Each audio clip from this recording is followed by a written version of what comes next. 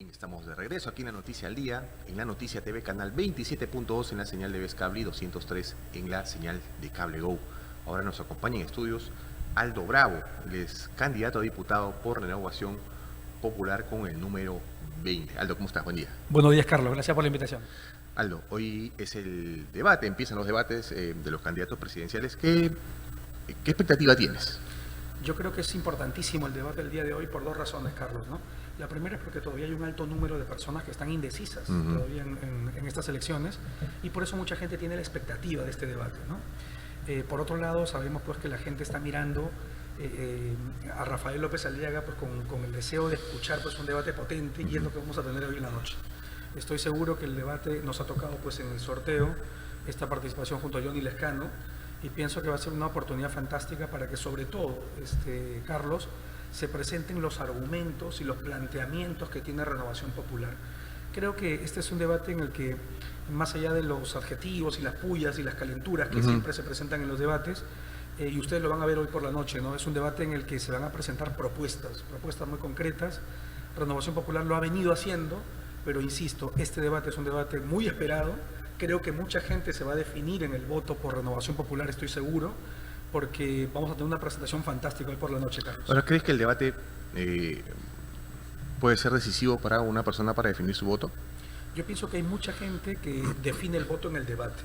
Mucha gente que define el voto semanas antes y estamos ya prácticamente a unas cuantas semanas de las elecciones, del día 12 de abril, en una elección que recuerda Carlos no terminó de calentar, pues demoró mucho en calentarse. Es que también hubo mucho movimiento político, ¿no? Correcto, o sea, más el tema pues en la presidencia, Gerí, ahora Balcázar, el ministro que acaban de, bueno, dice el que ha renunciado, no que está acusado pues de violación, etcétera. En fin, tenemos unas movidas políticas terribles y por otro lado tenemos un alto porcentaje de la población que está, digamos que desanimada del mundo político, que no le interesa el mundo político, y por eso que este debate, pienso yo, Carlos, que sí es definitivo para que mucha gente que está expectante decida por fin el voto. Claro. ¿Y cómo has visto la campaña de Rafael? Mira, una campaña intensa, Carlos. O sea, te puedo decir, porque lo veo de primera mano, ¿no?, que a diferencia de otros candidatos a la presidencia, Carlos, que pareciera que su interés no es ganar. O sea, parece que su interés es simplemente seguir manteniendo el poder en esta repartija pues, de congresistas y ministerios, ¿no? ¿Por qué lo digo? Porque no lo veo haciendo campaña. El único candidato, Carlos, que está viajando por todo el Perú, que está recorriendo pues incluso lugares que tradicionalmente uno diría no vayas porque te va a ir entre comillas mal, ¿no? Llámese pues Arequipa, llámese Huancayo, llámese Tacna, Moquegua, ¿no? Ahora mismo la selva central, Pichanaki.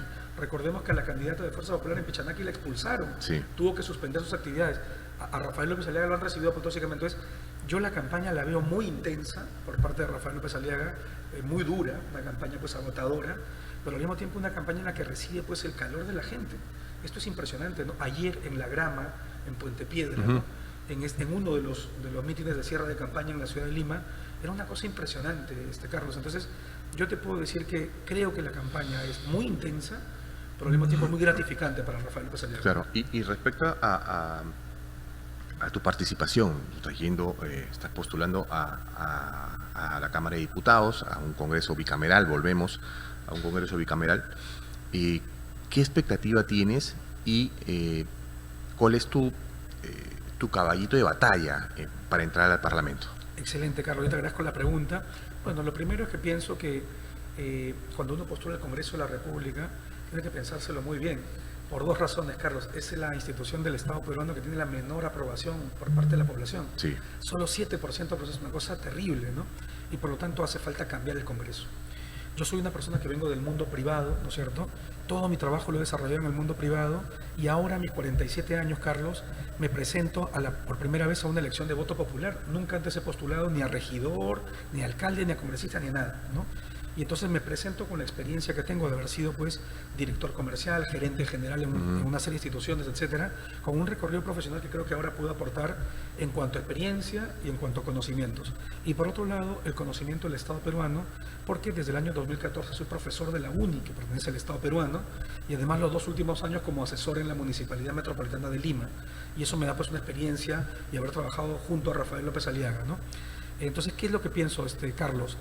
Creo que la expectativa para este Congreso es distinta Creo que hay partidos políticos, no todos, que están presentando muy buenos cuadros para las elecciones, y lo que yo le vengo a decir a la gente es lo siguiente: el Perú necesita un cambio, y para realizar este cambio hace falta, en primer lugar, que el plan de gobierno de Renovación Popular se cumpla, y para que se cumpla hace falta un diputado que traduzca en leyes todo lo que está puesto en el plan de gobierno.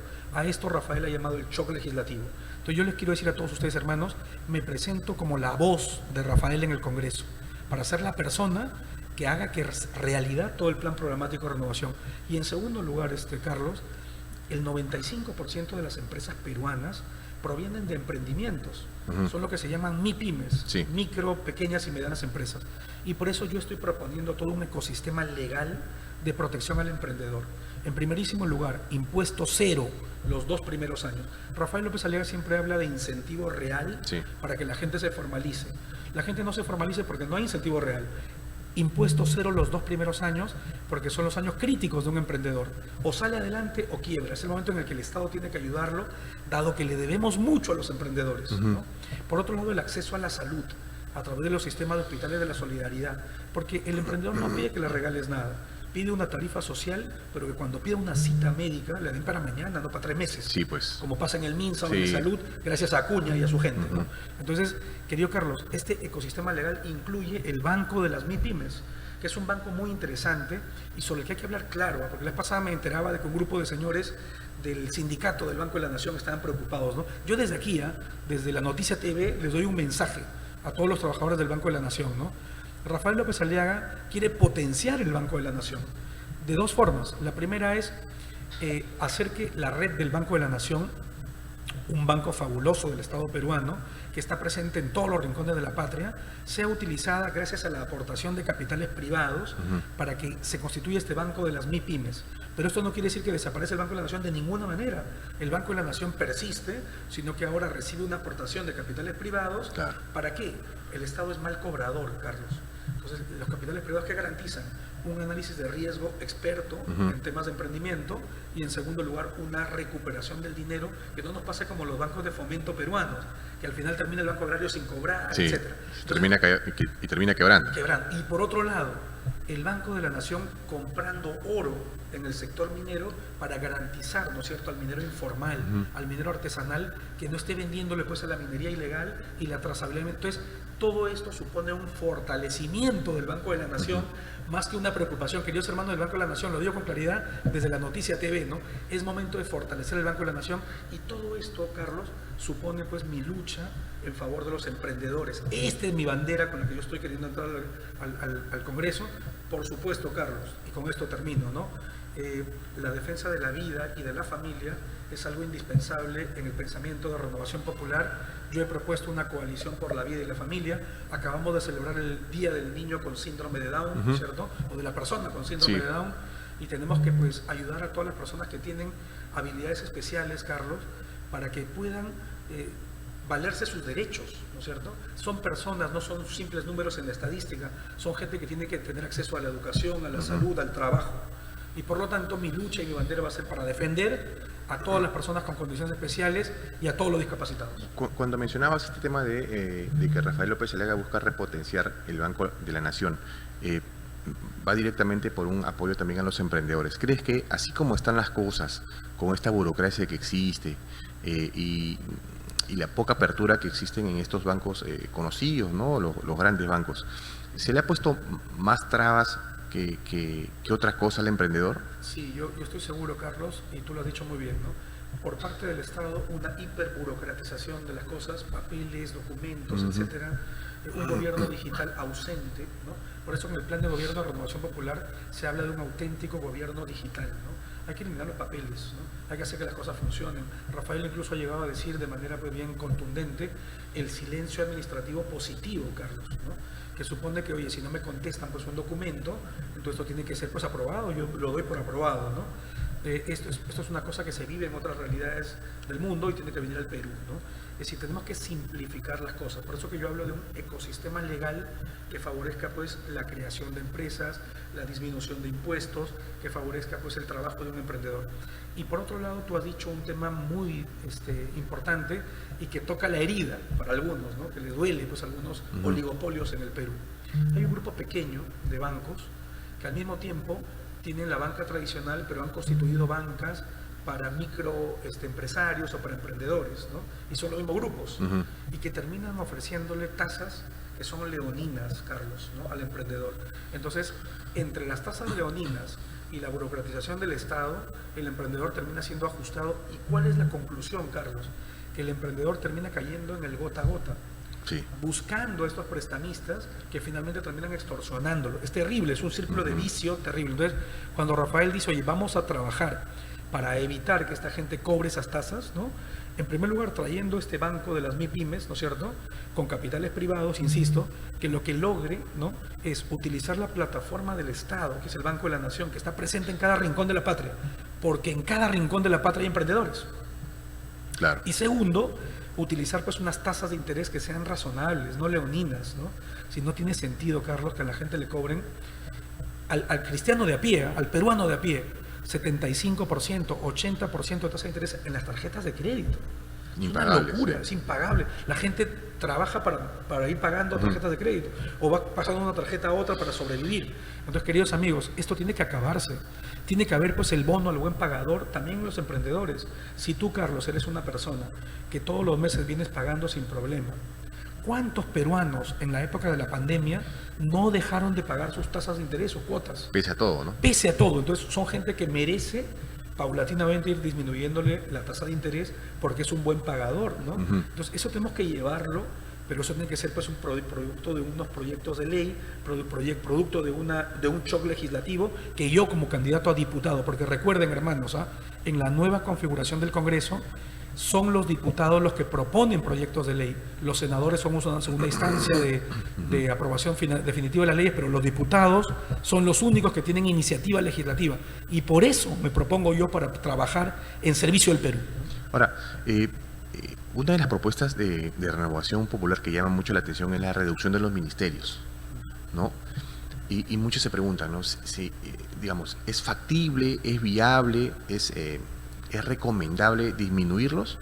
Sí, por varias razones, Carlos, ¿no? Lo primero es lo siguiente. Voy a poner un ejemplo para que puedas tú, podamos valorar todo esto, ¿no? Hace algunas semanas, como postulo a candidato a diputado, voy recorriendo todos los distritos de Lima. Y estaba en una zona alta de San Juan del Lurigancho y conocí a una enfermera, una mujer fantástica, ¿no? Y esta enfermera me decía, ingeniero, en mi turno en el hospital me ponen hasta 25, 27 pacientes. Humanamente es imposible. No, claro. Yo corro de un lado, corro para el otro, trato de atender, no llego, me dice, ¿no? Y no le da la atención que necesita de repente. Por lo tanto, ella, que es una mujer con una vocación de servicio fantástica, ¿no?, que daba gusto hablar con ella, decía, intento, lucho, lloro, me decía, ¿no? Le pido a Dios que me ayude, no llego, ¿no? Entonces, la pregunta, querido Carlos, es, ¿el Estado peruano necesita enfermeras? Por supuesto que necesita enfermeras, pero ¿por qué no las puede contratar? Porque tenemos un Estado elefantiásico, con una serie de burócratas que se llevan el sueldo del Estado. Recordemos, hermanos, 85% del presupuesto público se va en pago de gasto corriente, planillas incluidas, ¿no? Entonces, no se puede contratar a la gente que verdaderamente agrega valor, como enfermeras, como médicos, etcétera, porque tenemos que estar cubriendo pues la burocratización que tiene el Estado, ¿no? Entonces, la reducción del Estado, ¿para qué sirve? Sirve en primer lugar para contratar gente que verdaderamente agregue valor. Hemos estimado, Carlos, que solo en la reducción del Estado vamos a tener ahorros de 80.000 millones de soles. 80.000 millones de soles, yo siempre pongo la comparación para que se pueda ver la magnitud, ¿no? Construir el proyecto de la carretera central, tan importante, y por el que toda esta comunidad de gente, no solo de Junín, sino de la macro región centro, y en Lima lo necesitamos con tanta urgencia, ¿no? El centro del Perú es la despensa de Lima, donde hay 13 millones de habitantes, ¿no? La tercera parte del Perú es tan importante la carretera central. Bueno, la carretera central cuesta 25.000 millones de soles. Es un proyecto que tiene 20 años más, todos los gobiernos pues lo han despreciado, etcétera. Los ahorros que vamos a generar alcanzan a 80.000 millones, o sea, alcanzaría para hacer 3 carreteras centrales, querido Carlos, ¿no? Entonces, esto es importante, ahorrar en la disminución del tamaño del Estado. Y luego, por un tema de gerencia, Carlos. Yo lo comentaba porque soy profesor de la UNI y estoy haciendo ahora mi tesis doctoral, ¿no?, en gobierno de organizaciones.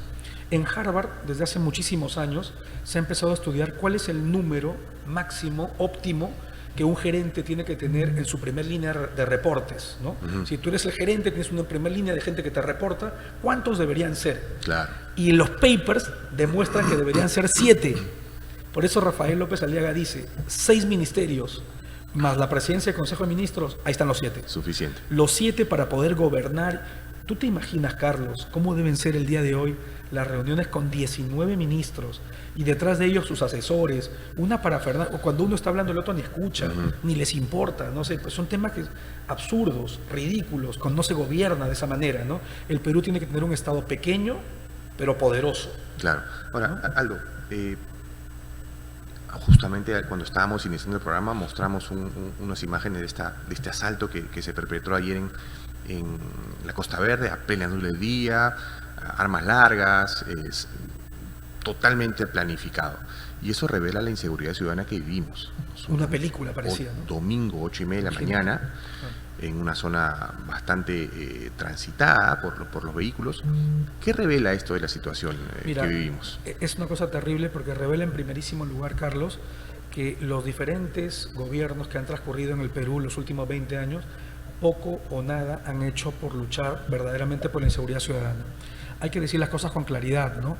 Los progres y los caviares arrinconaron a la Policía Nacional y a las Fuerzas Armadas, quitándoles presupuesto, restándoles la fuerza que tenían en inteligencia, ¿no? Y lo que lograron finalmente es que la policía se repliegue. Además, los atacaban por otro lado. En la Corte Interamericana de Derechos Humanos, Carlos, les hacían juicios, los metían presos hasta el día de hoy, ¿no?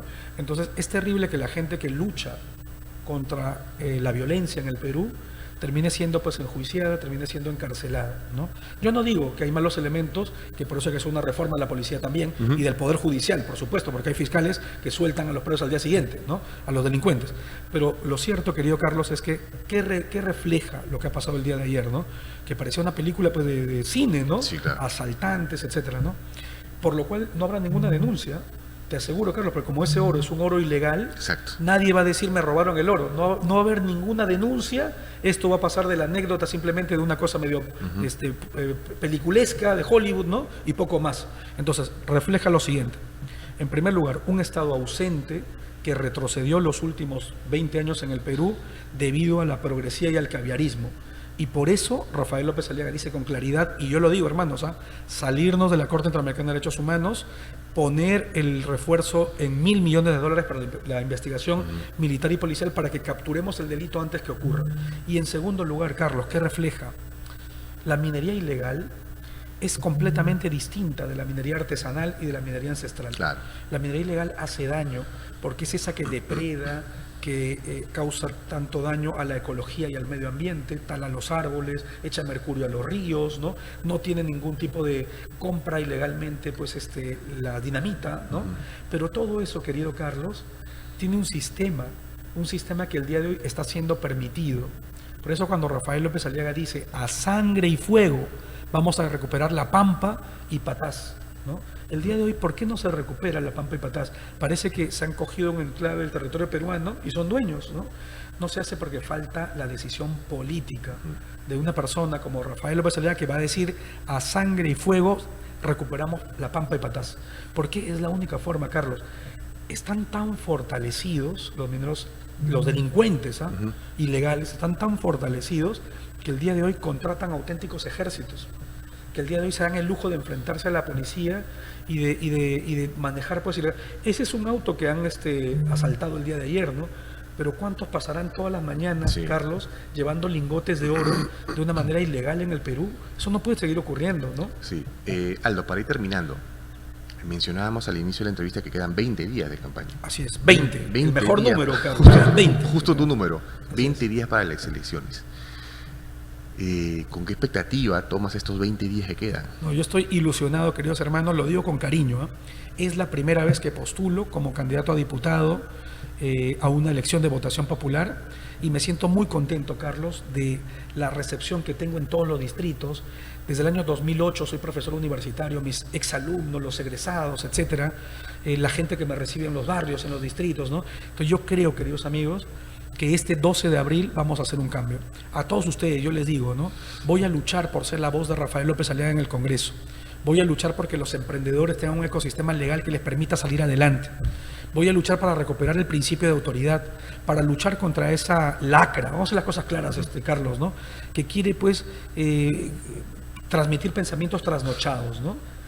Cambio de constitución, lucha de clases, ríos de odio, ¿no? Contra esa gente vamos a luchar porque la democracia tiene que defenderse, el principio de autoridad tiene que defenderse. Mi proyecto de ley de apología al delito, para que toda esa gente que amparándose en la libertad de expresión ensalte, enaltezca o quiera legitimar comisión de delito, pues termine siendo penalizada. Ninguna persona puede decir, no, quememos el Congreso y no pase nada, ¿no? Ninguna persona puede decir, la bomba Molotov no es un arma, vaya usted tire bomba Molotov, no pasa nada. Un momentito, apología del delito, ¿no? Y por eso yo estoy precisando lo que ya existe, instigación a la violencia existe, pero mi proyecto de ley está puntualizando para que se penalice a toda esa gente. Y por último, queridos hermanos, la defensa de la vida, de la familia, para que no aparezcan aventureros pues, que quieran aprobar el aborto, etc. Entonces, en estos 20 días que quedan, aquí está el número 20 de Renovación Popular. Yo les animo, queridos amigos, el 12 de abril luchemos por una auténtica renovación. Marquemos las 5 R's de Renovación Popular y en la cuarta columna de los diputados escribe en uno de los casilleros el número 20 de Aldo Bravo. Bien, Aldo, ha sido un gusto tenerle en estudios. Muchas gracias, Carlos. Bien, estuvo con nosotros Aldo Bravo, candidato a diputado por Renovación Popular con el número 20.